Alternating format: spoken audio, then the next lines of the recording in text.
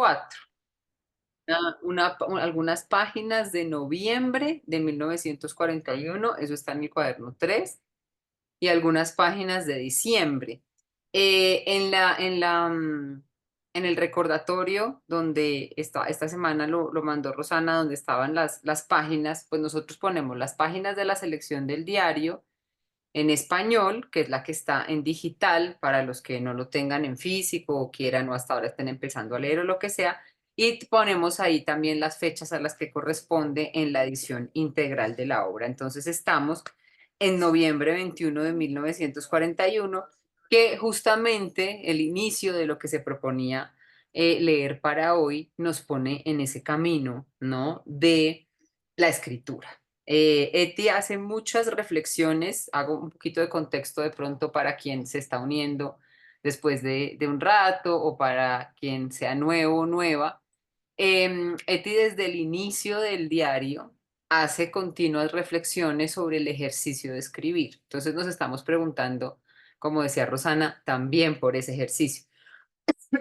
¿Qué significa para ella escribir y qué significa escribir un diario? Una de las cosas que en algún momento quisiéramos explorar tiene que ver también con ese género en particular, porque ella, por su trabajo, por sus funciones, ella es traductora, profesora, de hecho en estas reflexiones de noviembre-diciembre del 41 hace repetidas alusiones a su trabajo como profesora de ruso, tiene dos estudiantes de ruso, entonces ella es una profesora, digamos, así no haya terminado sus estudios en la universidad, es una profesión que le sirve también para, pues, ayudarse económicamente por una parte, pero también para resolver, ¿no? Sus propias inquietudes, sus propias necesidades, tiene una relación muy especial con la gramática.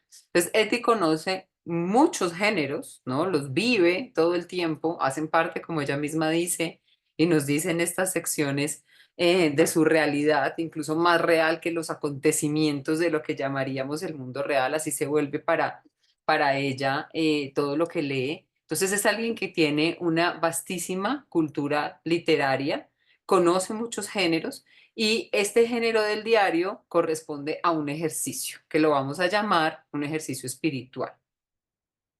Seguramente ella y el mismo Spir que se lo propone le hubiera gustado llamarlo así también, ¿no? Lo llamamos así porque además nos resuena con una propuesta, digamos, que viene de la filosofía, desde la filosofía antigua, incluso desde antes de la filosofía clásica, desde el siglo sexto antes de Cristo, que es esta idea de la filosofía como una forma de vida y de la filosofía como un ejercicio espiritual.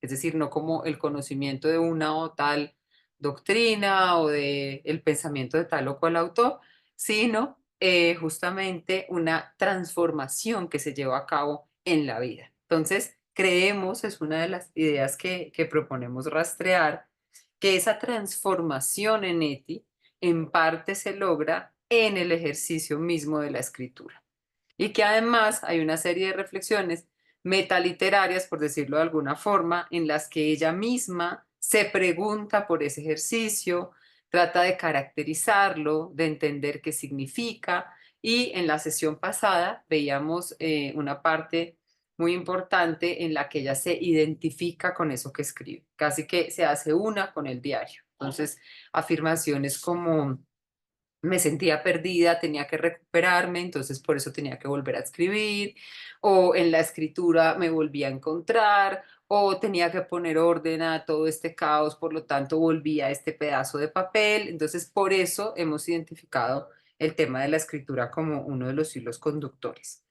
En lo que había para hoy, justamente en el 21 de noviembre, ella empieza diciendo, es interesante que mientras que últimamente me siento llena de impulso creativo y desearía escribir una novela, entre comillas, La chica que no sabía arrodillarse o algo por el estilo, y además quiero escribir sobre esta pequeña mujer Levi que me ocupa mucho y sobre tantísimas cosas más. De repente escriba lo siguiente, y cita, de pronto salto de la colcha azul del sofá como si me hubiera picado una serpiente, con el estómago revuelto. Sí, el estómago. Mientras estoy llena de problemas, de ética, de verdad y del mismísimo Dios, se presenta de repente un problema con la comida. Entonces, si tuviéramos que elegir un pasaje eh, que nos muestra qué es ética, este sería uno de ellos. Muchas gracias, Rosana, que nos lo compartes. Ella misma dice, tengo el alma llena de tantos impulsos, de tanta curiosidad. Quiero escribir sobre cosas tan profundas, ¿no?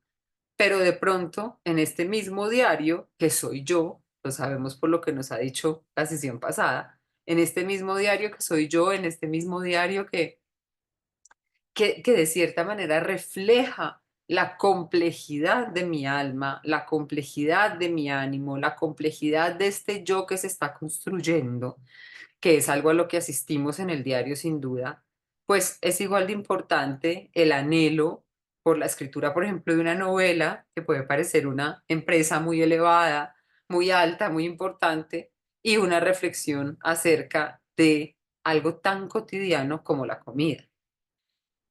Esos son dos temas que en ETI aparecen mucho y en lo que se proponía leer para hoy, los dos se desarrollan.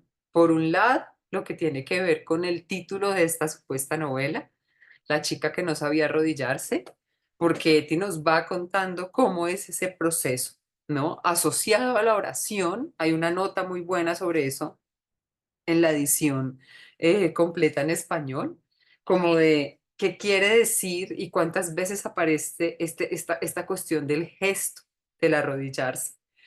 Ella hace reflexiones también en lugares de dónde se da ese gesto, si en medio de su cuarto, si sobre el tapete de coco en el baño, etcétera. Y nos lleva además a la experiencia religiosa de Speer, ¿no? Ella nos va a decir, este señor reza, y ella le pregunta, ¿y usted qué dice cuando reza? Y él dice, no, todavía no vamos a hablar de eso, como si fuera, ellos han compartido pues todo tipo de intimidad, pero eso no, ¿no? Eso, él le dice todavía no, que es importante, dice todavía no, o sea, quizás más adelante vaya a compartir contigo qué significa eso de rezar. Entonces, este guiño a me gustaría escribir una novela, eso requiere, por supuesto, de un impulso creativo, requiere, por supuesto, de una disposición particular del alma, ¿no? Pero entre esas grandes empresas se interponen las cuestiones de la vida cotidiana. Entonces, como les decía, lo de la comida es importante, adelantándome un poco a otras páginas. Es muy, muy interesante porque, bueno, ustedes saben que Eti leyó a San Agustín y que no es que haga de pronto teóricamente en el diario se dedique más a Rilke, por ejemplo. De hecho, acá también en estas páginas lo hace, pero lo hace a lo largo de todo el diario. Yo creería que el tratamiento que hace Eti de Rilke es más académico incluso, ¿no? También vital, pero más académico que el que puede hacer de San Agustín. Pero lo que a mí no me cabe duda, eso habría pues que escribirlo y organizarlo, pero lo que yo creo y estoy casi segura de eso que creo es que Eti tiene una comprensión impecable de San Agustín. Es decir, ella lo leyó sabemos que las confesiones, no una, sino varias veces, de hecho decide llevarse las confesiones al campo de concentración, leyó las confesiones, pero además de eso ella entendió algo y algunos elementos muy importantes de la propuesta de San Agustín, ¿sí? No, yo no creo que ella haya visto las confesiones como algunas personas que la ven de una manera un poco reductivista y es como la de una autobiografía. No. Yo de hecho veo mucho del elemento confesional y de la escritura confesional en el diario. Y eso ella lo hace porque comprendió el mensaje último de las confesiones. Y uno de esos mensajes fundamentales de las confesiones tiene que ver con la moderación, que es una virtud que Eti trae justamente aquí. Dice, pero ¿por qué me voy a poner a hablar de comida? Sí, si estoy pensando en algo tan impresionante como escribir una novela. Que bueno, tiene un título que se refiere a su propia experiencia, pero en verdad podría ser una novela universal, ¿sí? Podría hablar, puede que sea una mujer joven la protagonista de esta novela, que ella se esté inspirando en su propia experiencia, pero seguramente si Eti hubiera tenido ocasión de escribir una novela habría sido una novela universal, ¿no? Que sería para nosotros como es hoy el diario. Seguramente hubiera sido un texto que seguiría vigente y que por la profundidad de los temas, de la manera en que ella los aborda, seguramente nos habría atrapado a muchísimas generaciones. Pero entonces, ¿por qué se aparece esto de la comida? Ella dice, muchas veces cuando me siento mal, ella tiene una relación poco en tensión con la salud y con su cuerpo, y ella dice, a veces cuando me siento mal es por exceso, ¿sí? Sé que ese pedacito más que me voy a comer va a ser la diferencia entre sentirme bien y estar mal. Por lo tanto, algo que tengo que aprender a manejar en mi vida es la moderación. Y eso nos puede parecer como una simple afirmación del sentido común, pero por eso les digo, es uno de los elementos centrales de la propuesta de pensamiento de San Agustín.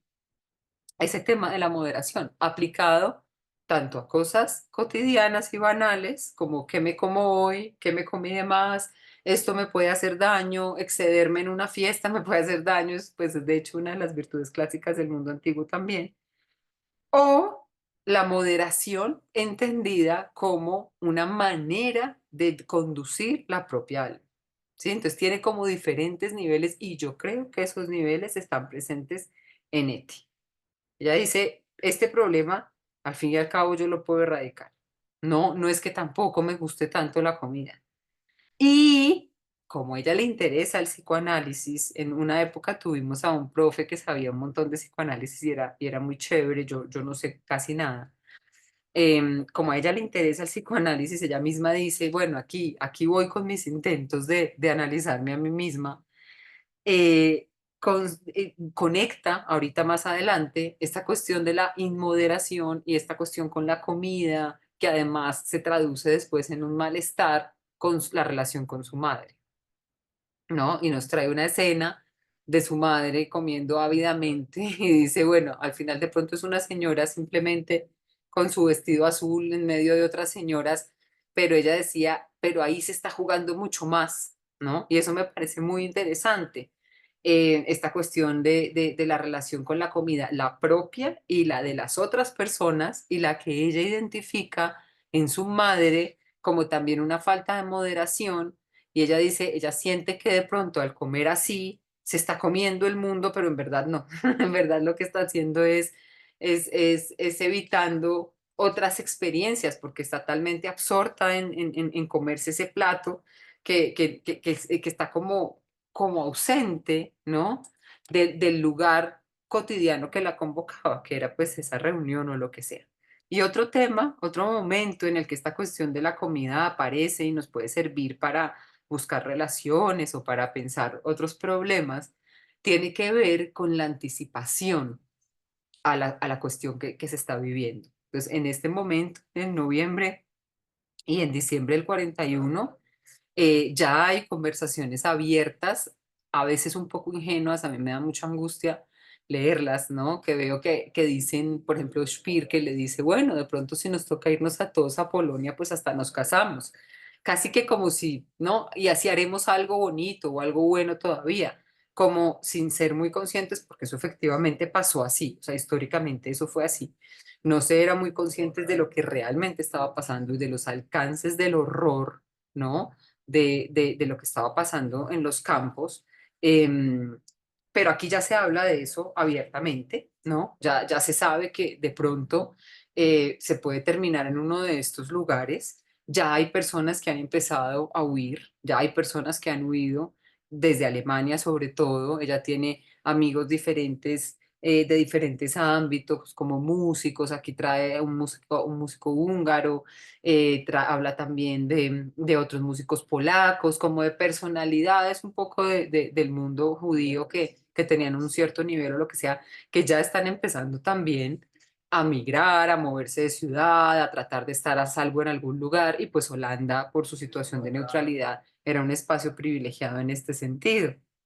Entonces, ella también anticipa con esta relación con la comida lo que podría venir, ¿no? Entonces, de aquí viene esta idea que ella presenta de una forma de ascetismo, ¿no? Como, bueno, de pronto lo mejor sea vivir de pan de centeno y agua, porque además no sé qué va a pasar después, no sé cómo va a ser después.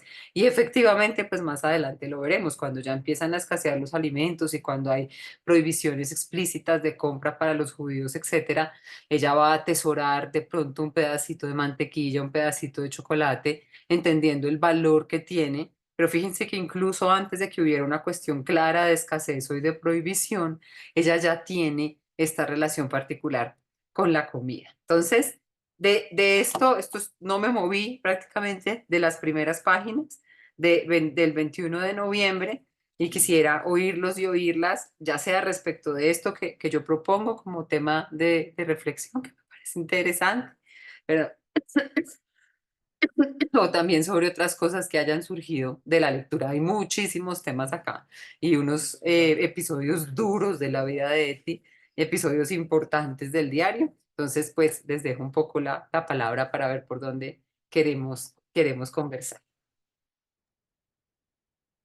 Pues Viviana, si me permites un momentico a propósito de lo que estabas tú comentando de la comida, de la relación con la comida, mm, bueno, a mí hay algo que me llama la atención en esta mujer y es que su camino lo va haciendo en esa búsqueda en todos los sentidos que ella en que estaba empeñada, lo va haciendo con una conciencia impresionante de su progresiva, de su interior, pero de su exterior, de su sensación interior espiritual, pero también de su sensación interior estomacal, orgánica, también de la sensación exterior del malestar de su momento histórico, contextual, complejo de la guerra, de las ausencias, de las carencias, de los vacíos, de los dolores, de la violencia y demás. Entonces, todo eso como que se va conjugando y al comienzo, en estas primeras fases del diario, va a aparecer como, como con lo que ella se tropieza, ella lo plantea como con eso que me tropiezo, estoy en esto, pero de pronto, ¡pum!, aparece un dolor de estómago, estoy en esto, pero mira, pasó esto en las noticias, viene esto de fuera. Entonces, ella aparece confrontando permanentemente su situación interior de búsqueda con todas las evidencias físicas y orgánicas y también exteriores de su ambiente para poder procesar eso, a ver qué hace con eso, ¿no? Es como un poco lo que voy viendo ahí. En el caso concreto de la comida, ahora que tú mencionabas todo eso tan interesante, fíjate cómo después de ella pasar por encontrar causa de lo que ella padece en el tema de su mamá y su voracidad frente a la comida y todo eso, luego de más adelante, mucho más adelante, de reconciliarse con su mamá ya en el campo de concentración cuando se encuentran, fíjate la síntesis en relación con la comida que ella va a hacer cuando hay una total carencia y que a mí me llamó mucho la atención la primera vez que me encontré con ese texto y que más de uno lo hemos leído más de una vez, ¿no? Una quisiera hacer pan para repartirlo entre los hombres, entre tantos que tienen hambre, ¿no? Entonces, cómo la relación con la comida no desaparece, sino que se va es transformando.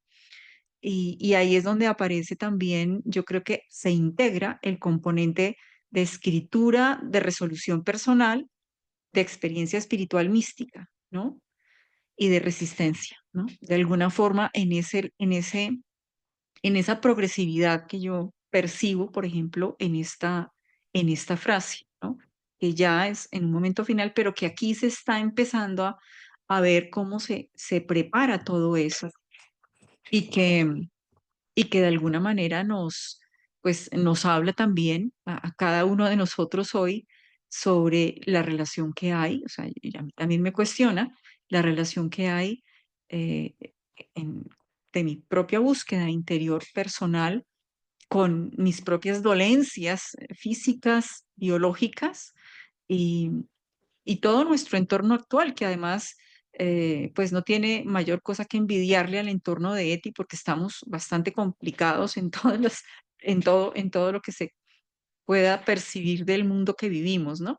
Entonces creo que tenemos unas condiciones que nos permiten en este ejercicio de escribir, eh, generar un proceso también de transformación y de integración progresivo, ¿no? Es como una percepción que tengo en este momento a propósito de eso que tú comentabas.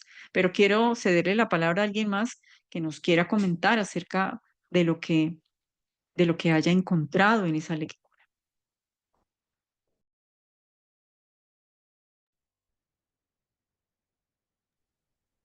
Estás silenciada, Viviana. Le estaba dando la palabra ahora a Patricia. Ay, gracias, Viviana. Sí, pues justamente en estas páginas indicadas para leer para hoy, ya empieza a verse más fuertemente esta dualidad entre lo profano y lo sagrado, diría yo, entre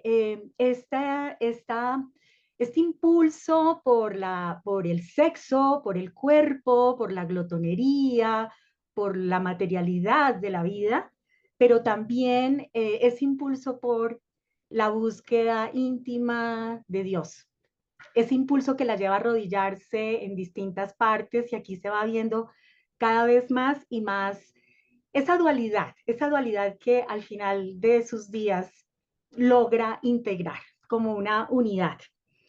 Este tema de la corporalidad y de la glotonería es bien interesante porque ella ahí va mostrando en el diario cómo tiene una inmensa necesidad de escribir estomacal, casi que estomacal. O sea, es un asunto, ya el hambre de escribir es lo que sacia su sed y pues, su deseo de sentirse llena de algo y eso lo va mostrando a lo largo pues, de esta escritura. Lo que más me resonó de la lectura de todas estas páginas fueron esas tres oraciones de Eti, esos rezos de Eti de abandono.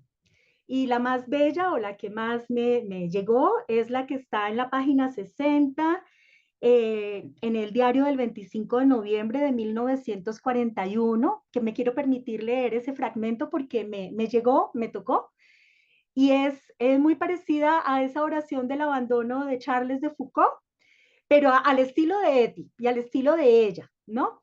Entonces, quiero resaltarla y quiero leerla, porque me pareció, me llegó mucho y me tocó bastante.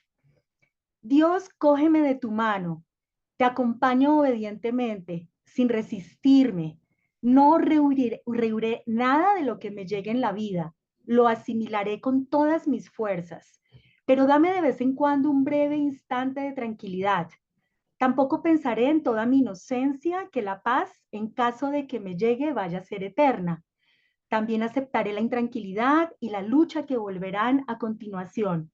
Me gusta estar protegida por el calor y la seguridad, pero tampoco me revelaré si entro en el frío, siempre y cuando sea de tu mano. Iré a todas partes de tu mano y quiero procurar no tener miedo. Intentaré irradiar algo del amor, del verdadero amor humano que hay en mí, en cualquier parte que esté. Bueno, hasta ahí leo, pero me encanta ver cómo ella así está ahí. Sí, exacto. Gracias, Viviana, porque realmente me impactó mucho y me fascina ver cómo ella ya se va entregando, ella se va entregando, ella se va convirtiendo. Pues realmente estas páginas ya van mostrando otro paso más hacia adentro de la vida de ella. Gracias.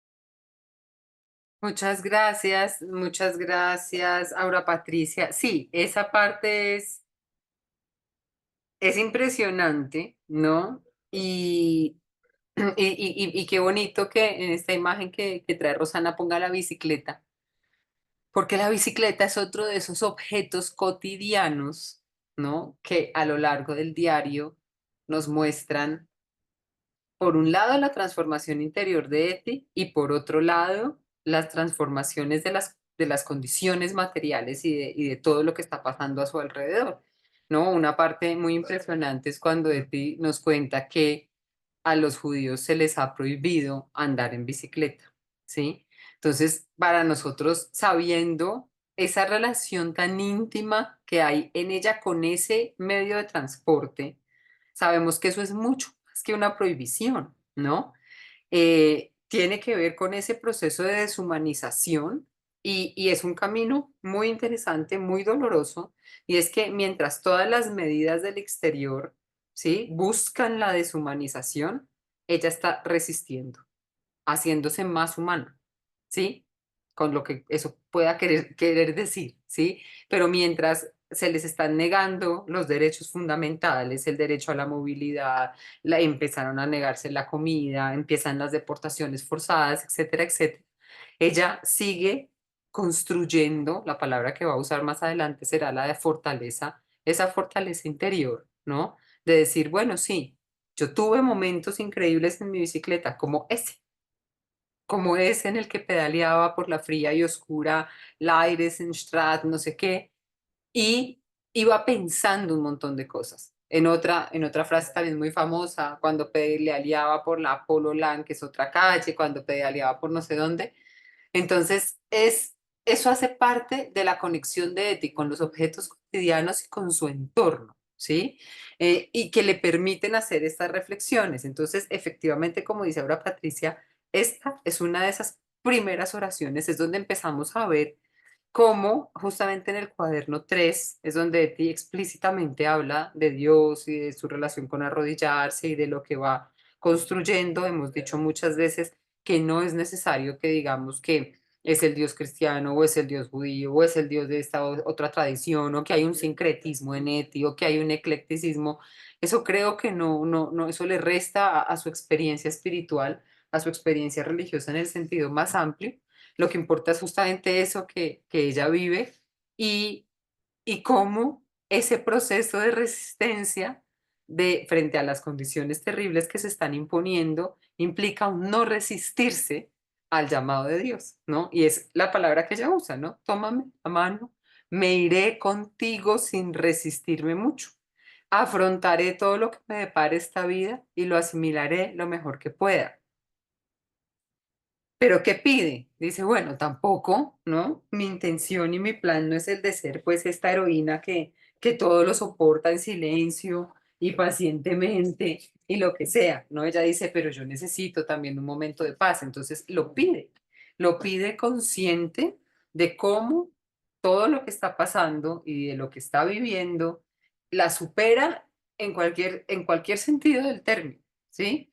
Supera sus fuerzas, supera sus expectativas, supera su comprensión, que es un tema muy común en la literatura del Holocausto, como todo lo que sucedió en estos años y en los peores que están por venir, superan nuestra comprensión. Son prácticamente cuestiones en las que sentimos que debemos abandonar cualquier explicación racional. De hecho, esa es la postura de muchos filósofos, esa es la postura de Adorno, es la postura de Celan, es la postura de un montón de pensadores que de hecho, ¿no?, terminan tomando decisiones muy radicales, como el suicidio en los años posteriores a la guerra, o simplemente pues se retiran completamente de cualquier de cualquier intención de comprensión filosófica, histórica, política, social o etcétera, ¿no?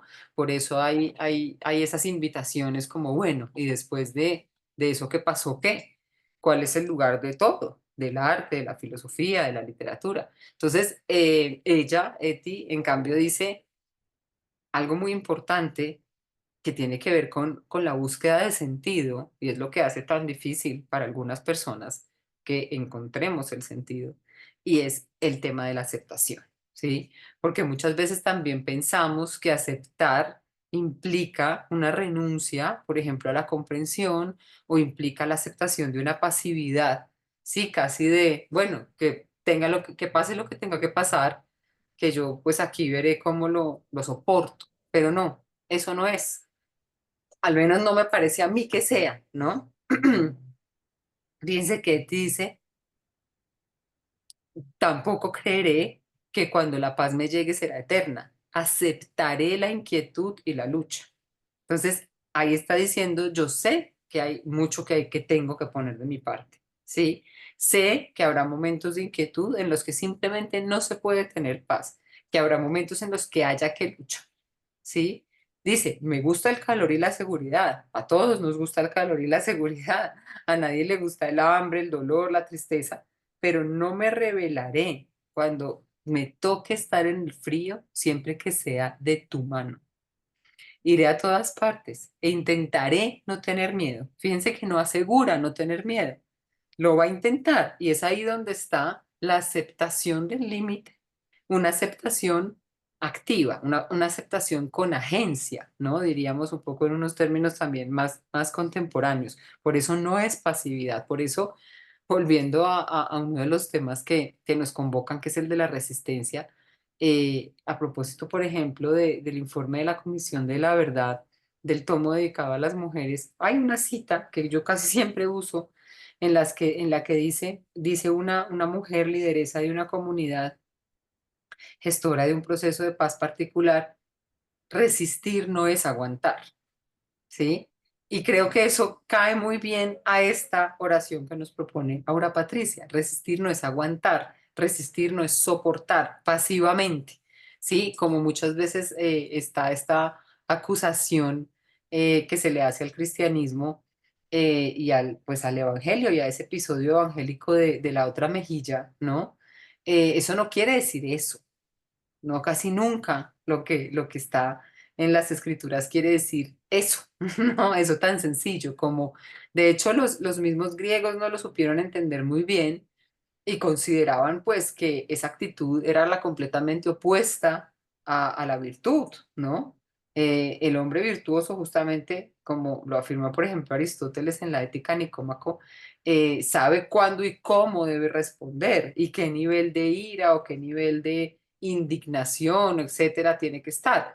Pero es que eso no es lo que quiere decir. En ningún momento poner la otra mejilla quiere decir soporte cualquier tipo de injusticia o los vejámenes que sea, en pasividad y en silencio. No, no, quiere decir más bien esto, un poco, ¿no? Yo, si me toca soportar, voy a intentar no tener miedo, voy a intentar no tener rabia, voy a intentar no tener malos sentimientos, pero es muy probable que estén en cuanto humanos, ¿cierto? Y allí donde esté, de nuevo, intentaré, fíjense el uso de esa palabra, lo que implica, ¿no? Que es un esfuerzo, que no es algo que sea natural, que hace parte de la formación y de la transformación de un carácter, ¿sí? Intentaré no tener miedo, intentaré irradiar algo del amor, del verdadero amor humano que hay en mí. Pero tampoco debo alardear de esta palabra, amor humano. No sé si lo posee. Entonces, aquí hay muchos elementos importantes, pero el hecho de repetir sobre lo que se va a intentar, que implica un esfuerzo, ¿sí? Y el hecho también de aceptar los límites del conocimiento de nosotros mismos. Yo sé que Eti lo sabe, aquí yo no estoy forzando nada, lo prometo. Como les digo, Eti ha estudiado el psicoanálisis y ha estudiado a la filosofía, ¿no? Y ha estudiado a Rilke, que aunque sea un poeta, tiene montones de elementos filosóficos de la filosofía del siglo XX. Una de las grandes conquistas de la filosofía del siglo XX es la aceptación de los límites. ¿Sí? Hay un momento de la filosofía en la que la filosofía se presenta, y este también lo sabe, justamente hablando de la filosofía, como la intención o como la sistematización de todo lo que existe, lo que hay, lo que se puede conocer en todos los niveles, epistémico, ontológico, lo que sea, de todo. Como por ejemplo Hegel, ¿no? Él conoce a Hegel, lo cita, ¿no? Y lo pone como ejemplo de un gran sistema. O el mismo Kant, ¿sí? La filosofía del siglo XX viene para decirnos todas esas pretensiones son inadecuadas al sujeto mismo que conoce, ¿sí? Simplemente superan las posibilidades humanas. Y ese sujeto que se cree transparente a sí mismo, en verdad no lo es. Esa es la gran conquista del psicoanálisis, una de las grandes conquistas que, como les digo, Eti conoce perfectamente. Y la otra, que Eti también conoce, que es la del existencialismo, es primero está la existencia que la esencia. La filosofía nos ha querido decir durante siglos que hay una esencia, ¿no? De lo humano pero eso no es verdad. Eso que llamamos esencia en verdad se configura a partir de las experiencias personales y de las experiencias de la existencia. Entonces, para allá es para donde va Eti cuando nos muestra con qué claridad yo es que no sé si lo tengo, ¿no? Yo creo que estoy en ese proceso de conquista, que parte de esa integración de la que hemos hablado hoy tiene que ver con eso, con entender qué es el amor y qué es el amor en un sentido mucho más amplio respecto del sentimiento que yo pueda tener por tal o cual persona o el amor romántico referido a Spiro, lo que sea. Pero entonces dice, de pronto, ¿no? Ese amor humano que hay en mí sea lo que yo pueda irradiar, pero no sé si poseo, no sé si lo poseo. No quiero ser nada especial, solo quiero intentar de nuevo ser la que busca desarrollarse plenamente dentro de mí. A veces pienso que deseo el aislamiento de un convento, pero tendré que buscarlo entre los hombres y en este mundo, y así lo haré a pesar de la aversión y el cansancio que a veces siento, pero prometo que viviré esta vida y seguiré adelante. A veces pienso que mi vida acaba de empezar, que las dificultades aún están por venir, y de hecho así era. Pobrecita, aunque en ocasiones creo que ya he luchado contra tantísimas. Y sí, también estudiaré e intentaré comprender, otra vez intentar. Fíjense la cantidad de veces en las que aparece ese verbo, pero creo que debo dejarme confundir por todo lo que me sucede y que aparentemente me aparta de mi camino hacia mi pequeña verdad. Eso también es muy importante respecto de lo que les decía ahorita. Fíjense que no hay pretensiones de universalización, de sistematización, de llegar a verdades últimas. Ella sabe que lo que necesita en este momento puede ser una pequeña conquista, una pequeña verdad. Aquí no estoy diciendo que te sea una escéptica y que uno no piense que hay una verdad absoluta o lo que sea, pero por ahora, ¿qué necesito? Una pequeña verdad. Me dejaré confundir siempre para conseguir una mayor seguridad, hasta que deje de confundirme y haya surgido un gran equilibrio en el que todos los caminos sean posibles. Entonces, efectivamente, gracias a Aura Patricia por mandarnos a este pasaje. Es un pasaje de una riqueza impresionante y además, de cierta forma, es la anticipación de muchos de los temas que se van a desarrollar más adelante, como esa evolución que hay en la comprensión misma que tiene Eti del amor.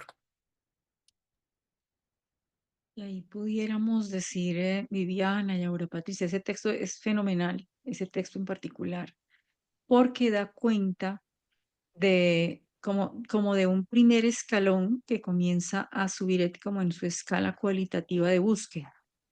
En en esos meses que ella lleva, porque no alcanza a ser un año, en su proceso con Julius Speer y en su proceso de escribir, ella va a descubrir en noviembre, en esa fecha de noviembre, que, que todo eso que le ha pasado en los meses anteriores, que todo ese caos que sigue revolviéndola, finalmente puede tener una salida de la mano de Dios, ¿sí?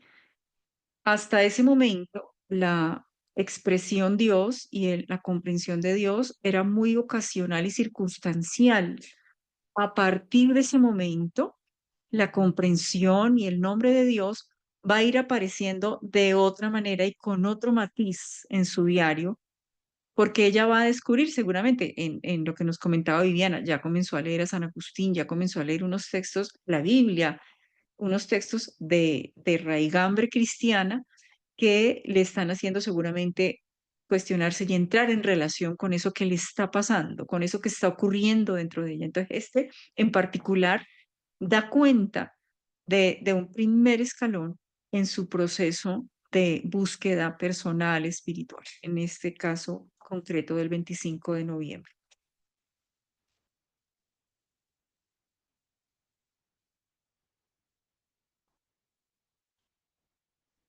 Bueno, ¿qué más? ¿Quién nos quiere compartir algo? ¿Algún otro pasaje que le haya llamado la atención?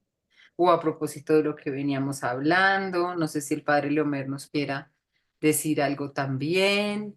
Sí, Sí, yo siento que como Agustín, tan apasionado y Eti, es muy difícil la moderación. De hecho, él dice, odio el error.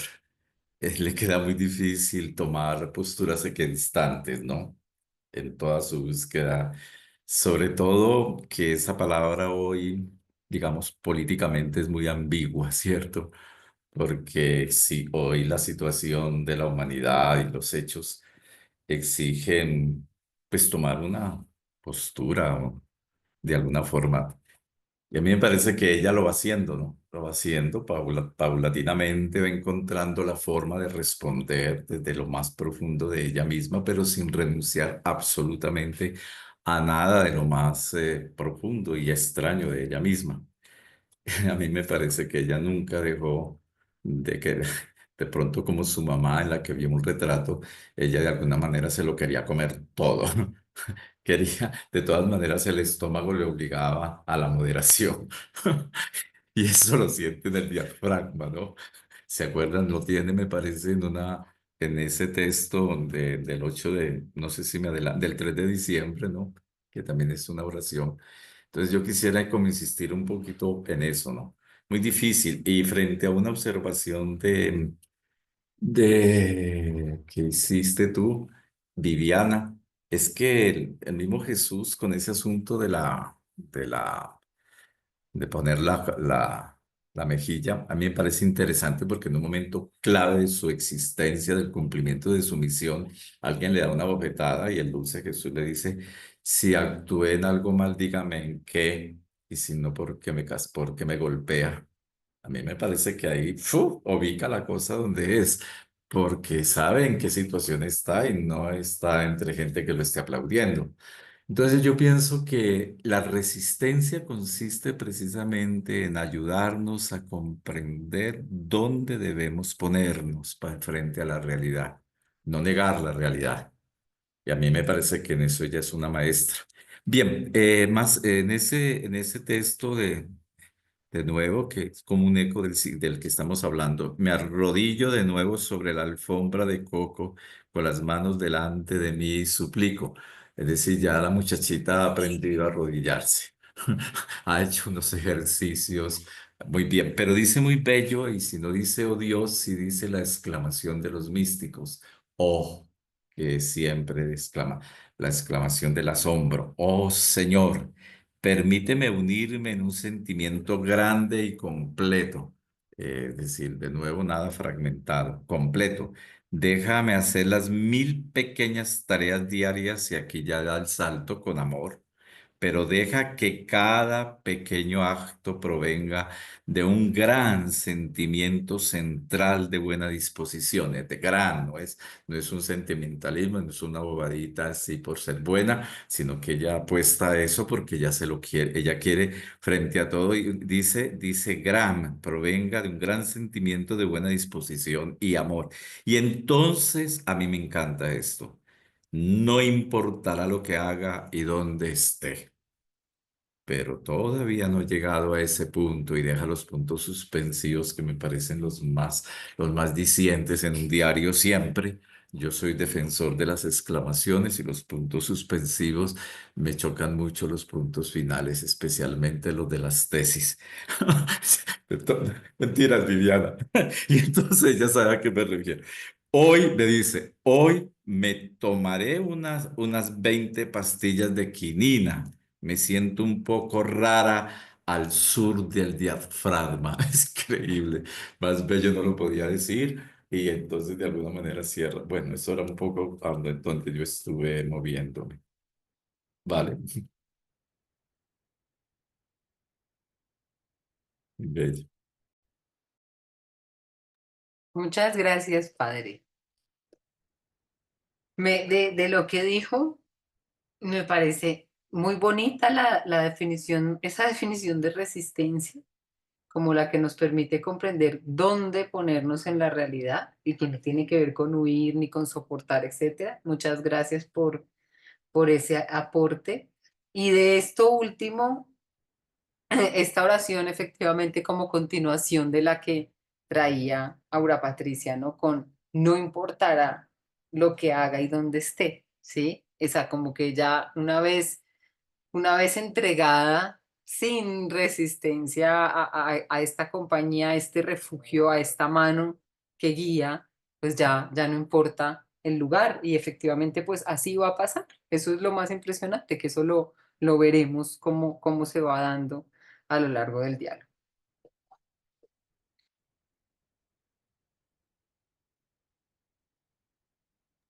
Hay un texto antes del que menciona Leomer, que es en donde también hay otra exclamación similar, que es justamente, si no estoy mal, en la fecha de, ya les digo, aquí lo tengo. Es el 30 de noviembre, precisamente. Y esta es del 3 de diciembre, la que leyó el padre Leomer, ¿no? Mm. En donde dirá, oh Señor, he dicho, porque justamente antecitos también se ha referido muchas veces, aparte de la comida, allá al tema del sufrimiento, empieza a parecer muy recurrente.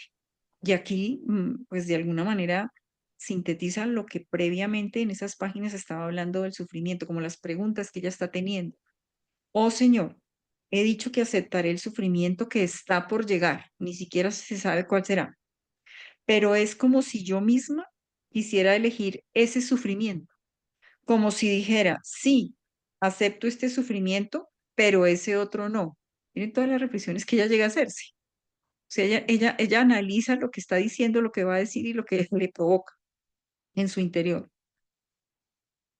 Pero ¿acaso las dificultades y el verdadero sufrimiento que provoca a veces la relación con mis antepasados, si se está refiriendo a toda su historia familiar, o por decirlo de forma pedante, el caos de mi herencia, no forman también parte de ello, de ese sufrimiento?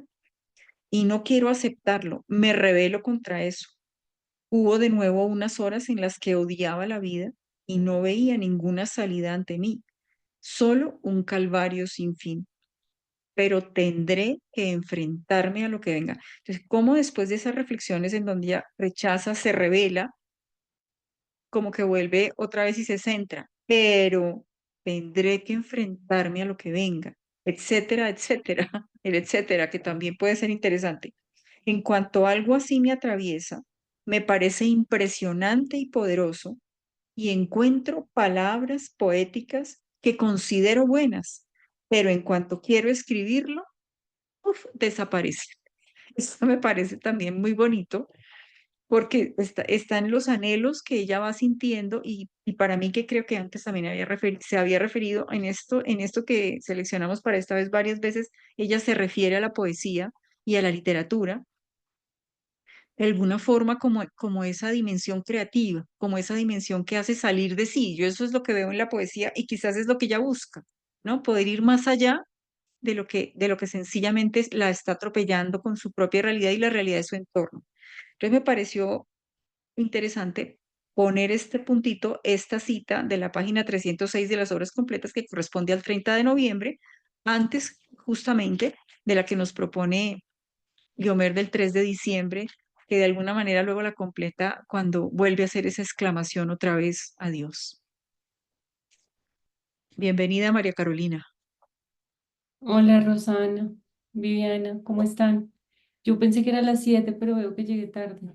Hola, no te preocupes, era las 6, pero bienvenida, Qué no pena, te bueno. preocupes. Después de hoy en 15 nos acordamos de decirte, no te preocupes. Vale, gracias. Estamos hablando de la lectura que teníamos para hoy, que son algunos pasajes del diario de Eti de noviembre del 41 y de diciembre del 41. Justo nos estamos moviendo ahí en esa ventanita y entre lo que todos hemos comentado de las lecturas, hemos visto que nos han llamado la atención unas oraciones, ¿no? Como unas súplicas, unas plegarias, casi todas tienen en común el hecho de empezar con un o decía el padre que pues eso es propio de la mística, el asombro, la exclamación, ¿no? Los puntos suspensivos, el hecho de dejar cosas abiertas, en el pasaje que acaba de leer Rosana dice, etcétera, etcétera. Entonces, por varias razones, una de ellas es que justamente en este periodo es donde vemos que Eti por primera vez empieza a mostrar con más claridad, ¿no? Un descubrimiento de una forma de religión asociada a ciertos gestos, como el de arrodillarse, como el de orar, como el de descubrir que y hablar y tener unos diálogos permanentes que son como estas oraciones que estamos extrapolando, como que en el diario se va tejiendo esa nueva conversación, como que aparece ese nuevo interlocutor. Muchas veces Eti aparece ella como interlocutora, se habla a sí misma, se regaña, ¿no? Se dice, bueno, ponte a trabajar, nada de dolor de cabeza, no más comida, no más excesos, no sé qué, pero aquí entre los cuadernos 3 y 4 aparece este nuevo interlocutor que es Dios y que es un descubrimiento para ella, ¿no? Es un descubrimiento que tiene que ver con la lectura que está haciendo de sí misma, de su propia vida, con el proceso terapéutico que está llevando a cabo con Speer, con sus lecturas, ¿no? Ella también nos presenta, digamos, a lo largo de toda la escritura del diario, la relación con sus autores y la manera en la que los asume, ¿no? Ella misma, acá que nombra tantas veces a Dostoyevsky y a los rusos, muchas veces dice, sí, tengo que ponerme con ese libro, pero no como porque me quiero divertir, ¿sí? Sino porque necesito comprenderlo, necesito ir más allá. Entonces, hay un montón de interlocutores, la literatura, ella misma, las personas que la rodean, pero acá aparece este nuevo interlocutor que es Dios en unos pasajes que hemos identificado entre estos cuadernos 3 y 4.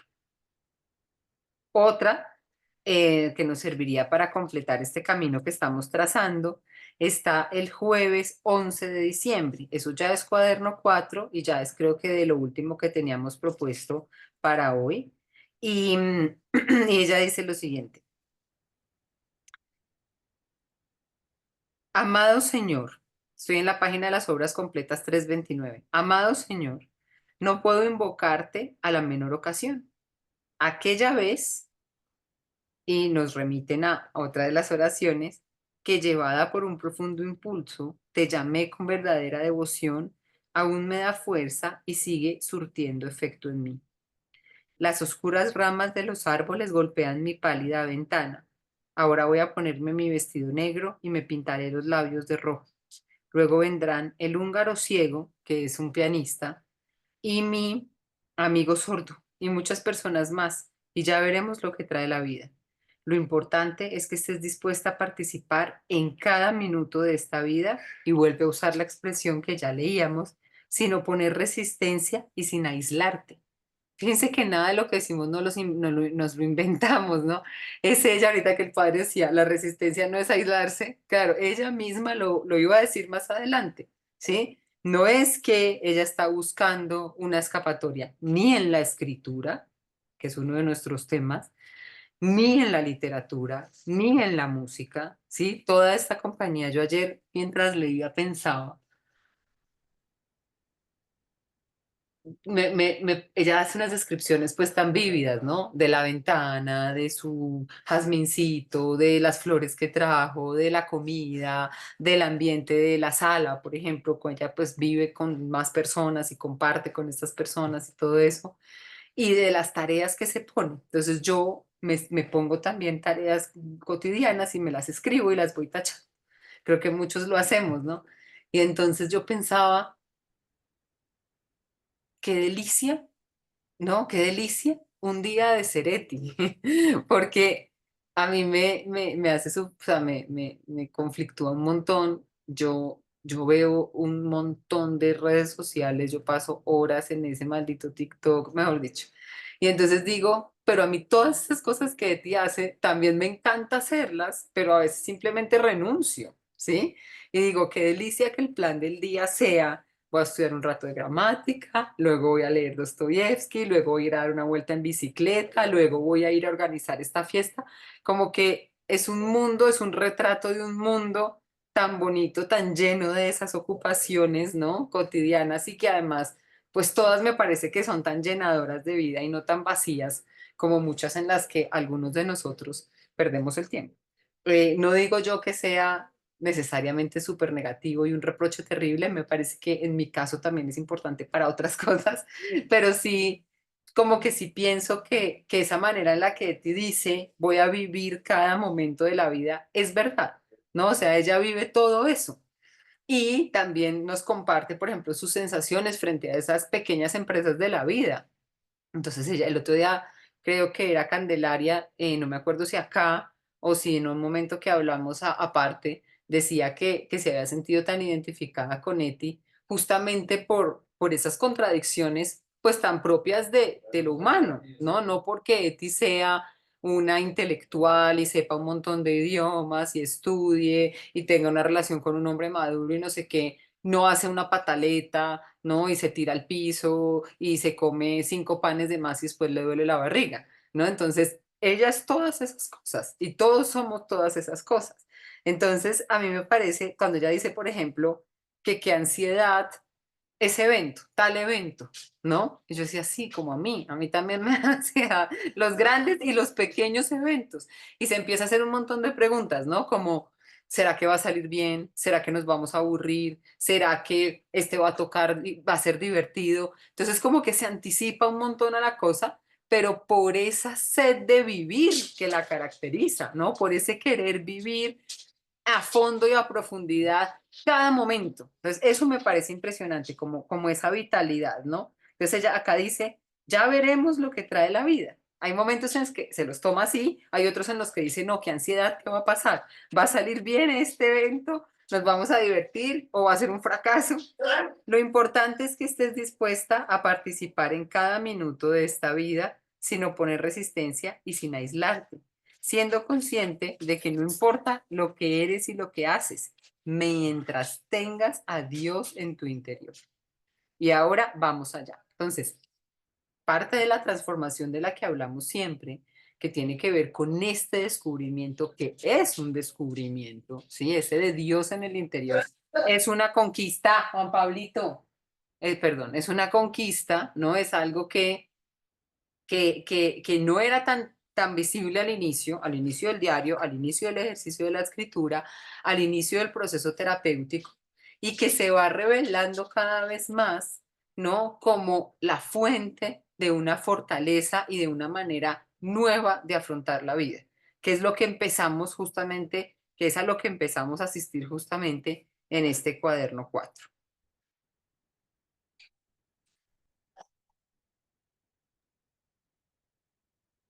Sí, sí, querida Viviana, yo quisiera resaltar en ese cuaderno 4, en la fecha de diciembre 12, a propósito de este surgimiento de la conciencia de Dios en el interior. Yo diría que hay un segundo escalón en su movimiento y alcanza a hacerlo antes de finalizar 1941. Hay una entrada en el 12 de diciembre muy bonita y muy profunda en oración prácticamente también, ¿no? En la página 332, vamos a ver si aquí ubico. em, bueno, después de que se está hablando a sí misma, escucha lo que surge de ti misma. Gran parte, acordémonos de ese Hinein Horgen, ¿no? Gran parte de lo que haces es por imitación o por un deber imaginado o por ideas preconcebidas sobre cómo debería comportarse una persona. La única certeza de cómo debes vivir y lo que debes hacer puede venir de esa fuente que brota en el fondo de ti misma. Y ahora lo digo con humildad y gratitud y lo digo sinceramente, aunque sé que volveré a ser rebelde e irritable. Y aquí viene la oración. Dios mío, te doy las gracias por haberme creado tal como soy. Gracias por darme a veces ese sentimiento de plenitud. Al fin y al cabo, esa plenitud no es más que estar colmada de ti. Te prometo que me esforzaré toda la vida por alcanzar esa hermosa armonía y también esa humildad. Miren todo lo que menciona, armonía, humildad y amor verdadero de los que me siento capaz en mis mejores momentos. Y bueno, ella vuelve a la vida cotidiana. Y ahora a recoger la mesa del desayuno y luego a preparar la clase de Levi y a darme un toque de color en la cara. Esto es el 12. Lo completa el 14. el día 14, página 342. Una vez, un paciente le dijo a ese: a veces tengo la sensación de tener a Dios en mi interior, por ejemplo, cuando escucho la Pasión según San Mateo. Y ese le respondió más o menos lo siguiente: en esos momentos está en perfecta unidad con las fuerzas creativas y cósmicas que se encuentran en todo ser humano. Esas fuerzas creativas son en última instancia parte de Dios, pero se debe tener el coraje de decirlo, ¿no? Antecitos de eso, ella había expresado: forzada a ir al suelo por algo más fuerte que yo, hace un tiempo me dije a mí misma: estoy aprendiendo a arrodillarme. Todavía me avergüenzo demasiado de ese gesto. Entonces, no sé, ahí van apareciendo esos toquecitos en los que ella va haciendo conciencia progresiva de ese Dios en su interior, cómo su escritura va teniendo un protagonismo muy grande, porque en esa conciencia, o sea, le da la conciencia para poder ver si percibir esa presencia interior e identificarla con la fuente más profunda que gesta todo lo que ella en ese momento comienza a hacer, aún a pesar de que son, según ella misma, pocos esos momentos de lucidez y bienestar en función de todos sus malestares y dolores, pero empieza a hacerse más visible.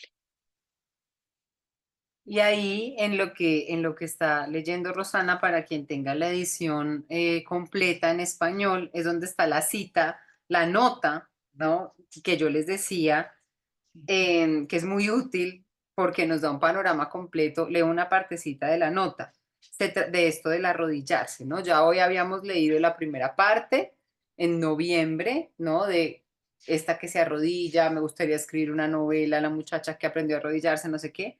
Aquí, cuando dice forzada a ir al suelo por algo más fuerte que yo, como si fuera una fuerza, ¿sí? Que la jala, literalmente, ¿no? Y fíjense que en la experiencia mística de eso se trata, de la unión con Dios, que es una unión, pues que no necesariamente se puede explicar tan fácilmente, que no necesariamente es el resultado de un proceso ya sea racional o terapéutico o guiado, ¿no? Como que uno puede tener experiencias de oración y experiencias comunitarias muy bonitas, pero justamente el punto de la mística es algo que viene de afuera, ¿no? Algo que también, que no se puede explicar tan fácilmente, que se siente como un impulso, ¿no? Incluso en la filosofía antigua, eso es lo que se entiende también en la unión con Dios y en la unión con el uno. Lo dice Agustín citando a Plotino, el regreso a la patria, ¿sí? Muchas veces ese regreso es querido, es intencionado, pero muchas veces también simplemente pasa o llega algo, dice Agustín, a veces uno de hecho no sabe cómo juzgarlo y piensa que es algo negativo, ¿no? Pero llega algo que me arrastra hacia esa patria como que me estaba llamando. Entonces, dice la nota, se trata de un gesto del que queda constancia en el cuaderno 4 en 9 días, 8 de manera explícita y una de manera más velada de los 32 días que recoge. Entonces, en este cuaderno 4, digamos que el gesto por excelencia es el gesto del arrodillarse. Esta postura corporal se encuentra en el límite entre la interioridad, contactar con su parte más íntima, pero el movimiento mismo que supone, ¿no? Ella dice en algún otro lugar en el que habla de arrodillarse, dice que todo su cuerpo se haya como volcado hacia su interior. Entonces, se trata de un límite entre la interioridad y la actitud teologal, ámbito de la confianza en Dios. En ninguna de las veces en que se menciona el arrodillarse, salvo cuando se refiere a la experiencia de Spiri de Tide, Eti habla de Dios de manera explícita, aunque apunta hacia ello. Claro, todo es una tensión, justamente la de su cuerpo hacia ello. Y solo en la última, justo en la que aparece el gesto de arrodillarse de modo implícito, no habla de Dios, pero sí de rezar. Entonces, es interesante que hayamos llegado a este punto, porque luego, inmediatamente que habla de que está aprendiendo a arrodillarse, que todavía se avergüenza, ¿no? Que se trata de un gesto muy íntimo, que quien puede dar cuenta de esa experiencia es el poeta, ¿no? Ella pensando, obviamente, seguramente en su Rilke, en toda su relación con la poesía, pero luego entonces pasa a la experiencia religiosa de Speer, que en ese sentido también, pues su función sin dudas es fundamental, él es quien le dice que lea las escrituras, quien le dice que lea a Pablo, quien le dice que lea a Mateo, quien seguramente también le aconseja la lectura de Agustín. Él lee la Biblia y reza. Entonces ella dice, él es un hombre creyente, ¿no? Con una cierta fascinación, porque a pesar de que en su casa y su familia misma y su padre sea un hombre creyente, practicante, de hecho con un lugar importante en la comunidad judía, ella pues para ella es algo lejano, por eso es algo que dice y usa esa expresión, ¿no? También muy filosófica de la vergüenza. Frente a esto, yo puedo hablar de muchas cosas, a ti no le da pena hablar de nada, nos cuenta todo lo íntimo de su vida, sus aventuras sexuales, sus experiencias, sus deseos. Y eso no le da vergüenza porque lo asume como algo propio de la vida femenina, de la vida de una mujer joven, pero en cambio esto es algo nuevo, es algo frente a lo que no sabe bien cómo relacionarse, cómo comportarse. Entonces lo comparte en el diario, el diario mismo hace parte de esta experiencia nueva y también nos cuenta de cómo hay una experiencia religiosa muy fuerte en Speer y él dice que reza todas las noches, rezo por las personas. Y yo queriendo saber todo, le pregunté con el descaro y la sangre fría, ¿qué dice exactamente cuando reza? Más que porque ella quiere averiguar en la vida, que también, ¿no? Porque sabemos que también ella quiere saber el en qué está y con quién está y en qué está pensando y quién le dijo a no sé quién, pero también es como, bueno, yo quisiera saber el qué dice para yo saber si yo también digo así, o para saber si decimos cosas parecidas, o para saber si nos referimos a Dios, a esta experiencia interior, a esta fuerza interior de la misma manera, si se trata de pedir, ¿no? O si se trata de agradecer, o si se trata de soltar, de qué es de lo que se trata eso, ella lo está descubriendo.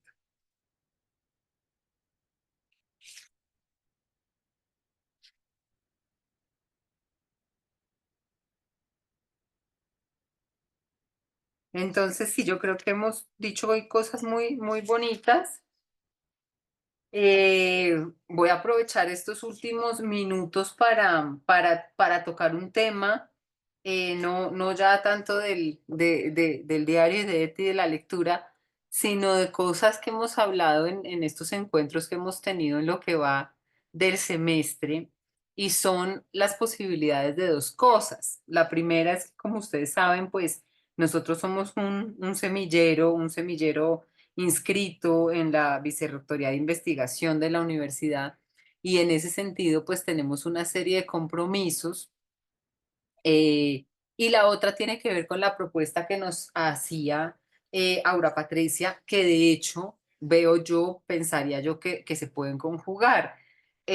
Los compromisos que tenemos como semillero y tienen que ver con publicaciones de diferente índole, ¿sí? La idea sería que lográramos de pronto en un trabajo colectivo, esa sería mi propuesta, una publicación en una revista académica, pero también publicaciones en espacios un poco más de divulgación o etcétera, ¿no? No tienen que ser las dos en ámbito únicamente científico.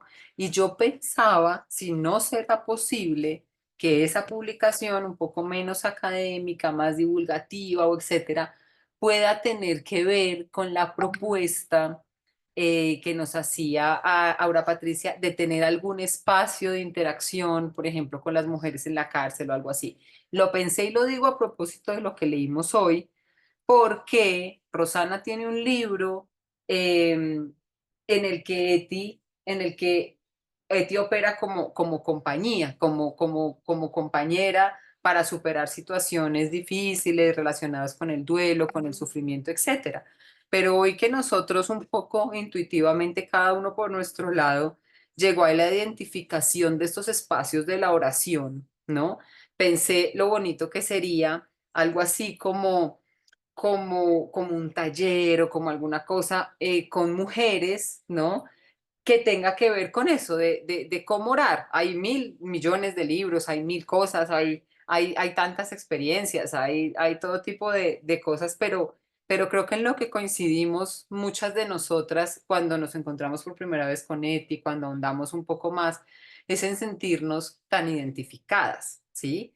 Entonces, sería chévere si pudiéramos pensar en una experiencia así para proponerle, puede ser a un grupo de mujeres, a un espacio de mujeres, y que luego esa experiencia de alguna manera pues la contemos, ¿no? Un poco narrativamente y tranquilamente y busquemos algún espacio. De hecho, puede ser también la revista de la fundación o puede ser algún espacio de divulgación en el que podamos dar cuenta de algún ejercicio un poco más práctico que hagamos con el diario, ¿no? También un poco respondiendo a una tendencia que hay en este momento a propósito de que se pusieron de moda, por ejemplo, los estoicos. Entonces, aquí, por ejemplo, tengo uno que compré porque estaba dirigiendo a un estudiante.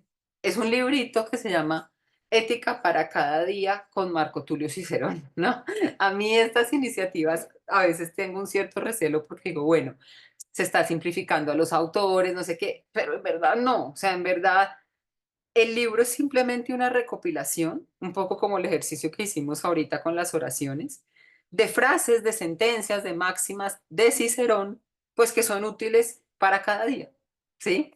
Entonces, con mi estudiante propusimos, de hecho, un taller de una semana ciceroniana pensada en jóvenes con los que él trabaja, en jóvenes en situación de vulnerabilidad y de escasos recursos, etcétera, y de cómo una lectura que además es cortica, porque si yo soy un joven, no tengo mucho hábito de lectura, ¿no? Y me dicen, váyase a leer las Tusculanas de Cicerón, pues no.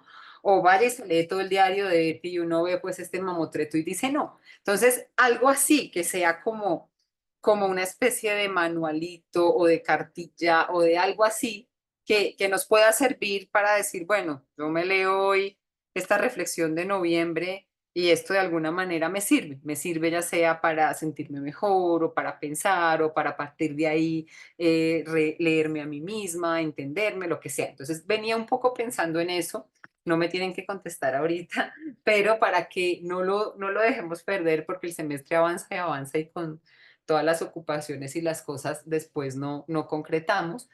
Y para lo de la publicación más académica, pues hay tantos temas. Entonces, si a alguien le interesa, si se siente con el tiempo y la disponibilidad en lo que queda del semestre, me gustaría que pudiéramos hacer algo colectivo. A mí eso me funciona muy bien. Una vez identificado el tema, pues no es sino tratar de establecer como un esquema, no una introducción, y eso nos lo podemos incluso repartir y luego alguien se puede encargar de unificar el estilo o lo que sea necesario. Gracias, Viviana. Sí, yo creo que hay mucho potencial para hacerlo. Creo que no deberíamos dejar pasar más el tiempo, de modo que en la siguiente sesión ya lo concretemos, lo uno y lo otro, para poder empezar a trabajarlo. Yo sé que tú tienes una habilidad enorme para hacer esquemas y todo eso maravilloso porque puede ayudar muchísimo. Eh, Creo que ya pues hay una temática propuesta dentro de este semillero para este semestre. Pues, ahí ya está. Habría que de pronto darle un matiz a algo si se quiere o alguna, no sé, como que cada uno, o quienes quieran participar de este ejercicio de escritura puedan decir, bueno, a mí me gustaría profundizar en esto, y ya con eso tú armas como la estructura para que cada quien haga su trocito, ¿no? Exactamente. Nosotros podemos apoyar porque como tenemos, y creo que Joel lo tiene, que no se ha podido conectar estos días, pero tenemos igualmente en la Javeriana está todo el tema de las normas para escribir y todo eso, para hacer las citas, para todo eso, lo tenemos y lo tenemos de la Javeriana porque es lo mismo, o sea, pues lo tenemos de la Facultad de Teología, que son las normas Chicago de no sé qué buen momento, pero están, que podrían ser perfectamente o dependiendo si le vamos a apostar a una revista en particular para hacerlo de una vez con las exigencias de esa revista, eso también, ¿no? Pero me parece que puede ser y es importante porque pues entre varios puede salir una cosa muy interesante, se trabaja pues cada uno de una manera más sensata y no 20 páginas para uno solo, sino que pueden ser 4, pueden ser 3, pero bien trabajadas y luego que alguien pueda darles una unidad. Sí, entonces pensemos esta semana y bueno, estos 15 días, digamos, y en la próxima sesión Quien quiera nos dice listo, me interesa, participaría, ¿cómo hacemos? Y ahí nos vamos poniendo de acuerdo. Sí, a mí, Viviana, resueno mucho contigo, a ver si lo entendí como esa Eti en la vida cotidiana, esa Eti en contextos de conflicto, en contextos, en entornos de violencias cotidianas, en violencias de mujeres. Y bueno, puntualmente, yo como me muevo, digamos, me muevo, por ejemplo, en territorios complicados como, por decir algo, el conflicto armado en Montes de María Ujú. y las mujeres víctimas del conflicto armado en Montes de María. Y aquí en Bogotá, en el Buen Pastor, con mujeres que tienen, sus cuerpos están encerrados, pero sus almas pueden aprender a ser libres, como Eti. Y Mm. te estoy entendiendo, Viviana, también qué bonito poder extraer esas oraciones tan bellas de Eti, de su alma femenina, tan de ella, tan sencillas, tan bonitas, de aceptar el día a día como viene. Eh, y pues yo vería súper interesante cómo poder hacer esta adaptación a mujeres privadas de la libertad, ¿sí? Que les llegaría así como un bálsamo en medio pues de este desierto difícil en el que viven y aprender a ser libres como lo aprendió a hacer Eti adentro y afuera en el Ujú. campo. Entonces, pues sí, yo quiero seguirlo madurando, Viviana, porque sí me gusta tu idea, así como quieres simplificar a Cicerón, entiendo, como, sí, dosificarlo a Cicerón, como, sí, Sea una Cicerón, herramienta más asequible, sí. exacto, yo también he sentido eso, de ti puede circular en más espacios, además de la academia, pues es como mi convicción, porque nos llega al alma, al corazón a tantas. Entonces, pues bueno, quiero seguir madurando esa idea que nos lanzas. Muchas Listo. gracias. Muy bien, A ahora pasemos. propósito de eso, Viviana, y antes de que cerremos, este sábado, a propósito de los Montes de María, eh, Ana Mercedes Pereira, que yo me imagino que tú la conoces, Aura Patricia, porque ella trabaja en los Montes de María, ella nos va a acompañar en la tertulia con Eti este sábado a las 2 de la tarde. Yo voy a entrar y voy a escuchar. Sería muy aconsejable que Ujú. pudiéramos participar. Ella nos va a traer testimonios de mujeres también ahí, y precisamente porque va a hablar de Eti en el ámbito de esas vulnerabilidades de estas mujeres, ¿no? Creo que puede ser, además que de lo que ella, digamos, nos comparta, puede salir algo interesante también, De y que acuerdo, de pronto también podamos integrarlo al semillero como parte de la escritura, cierto. eh, aprovechando tu experiencia, ¿no? Sí, Y la sí, experiencia que ya en el campo está teniendo Ana Mercedes. sí. Excelente. Ah, buenísimo. Sí, yo voy a entrar, Rosana. Ya me inscribí y tengo muchos deseos de escucharla. No la conozco, pero ahí estaré. No, pues maravilloso, porque ella está trabajando allá, precisamente esta semana está regresando de allá. Perfecto. Y la profe que trabajó con nosotros en la Javeriana, que debes conocer, Viviana, Estela Rodríguez, Estelita, ella estuvo invitada por Ana Mercedes allá, también dando un taller de resiliencia a estas mujeres de Monte de María. Bueno, Qué chévere, le qué haré bonito. muchas preguntas. Ay, buenísimo. Sí, muy bien. Bueno, entonces muchas gracias a todos y a todas por la sesión de hoy. Seguimos